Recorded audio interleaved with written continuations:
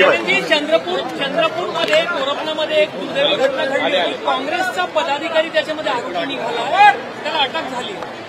लोंढे म्हणून एक राहुल गांधी विचार मंच या नावाने काँग्रेसची संघटना चालवतो, ज्याच्या घरी काँग्रेसची नगरसेविका आहे, त्यांच्याच घरी काँग्रेसचं जिल्ह्याचं पद आहे।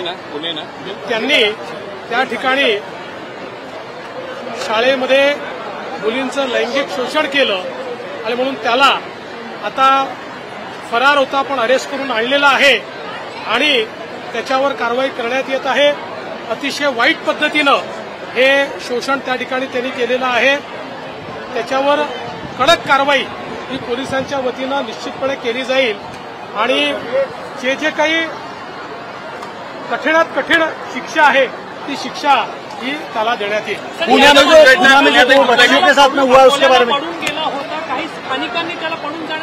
आता पोलिसांच्या प्राथमिक चौकशीत असं लक्षात येत आहे की स्थानिक काही नेत्यांनी त्याला पळून जाण्यात मदत केलेली आहे।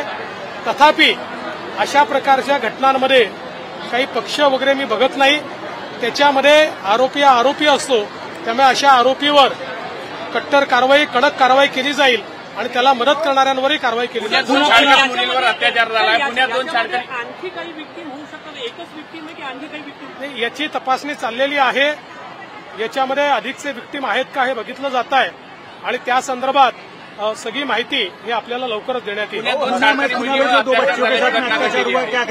पुण्यामध्ये स्कूल व्हॅनमध्ये एका ड्रायव्हरने मुलींना इनअप्रोप्रिएटली त्या ठिकाणी टच केलेला आहे, चुकीच्या ठिकाणी टच केलेला आहे।